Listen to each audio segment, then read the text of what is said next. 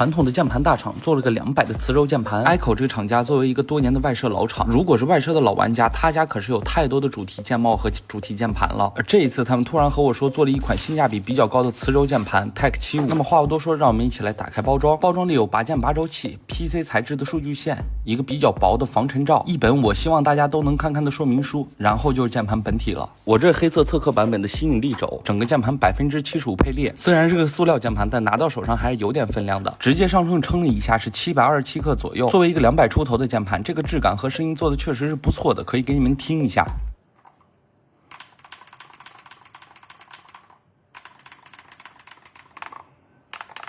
Tech 75HE 这个键盘用的是定制的吸引力磁轴，加上金属定位板，能做到这个声音表现其实是不错的。而且还有一点就是它的键盘强度也够用，不像某些100元键盘是真的软的可怕。而且 iCO 这个轴体是和 HMX 联合开发的一款新轴，稳定性做的相当不错，而且还带有独立导光柱。另外在键盘背面竟然有3方向理线槽，在2025年的今天属实罕见。这个东西怎么说呢？就仁者见仁，智者见智，喜欢它的非常喜欢，不喜欢的也没有办法。然后这键盘还有双段式脚撑，确认感也比较强。在性能方面呢，这款键盘支持 8K 回报率、128K 扫描率、0.01的精度，而且它的这个标注还是比较保守的。为什么呢？因为它的驱动上面的最小精度竟然是0.005。那么整个键盘在我实际测试中标称的0.01还是没有什么问题的，最好成绩也打出过0.006的成绩。这个反向虚标让我也对他们更有了一些好感。那么总的来说，这个键盘到底怎么样呢？作为一把75%配列的磁轴键盘，它需要更多的轴体和传感器以及物料成本。那么现在配合国补加首发200出头的售价，我觉得还是比较有吸引力的。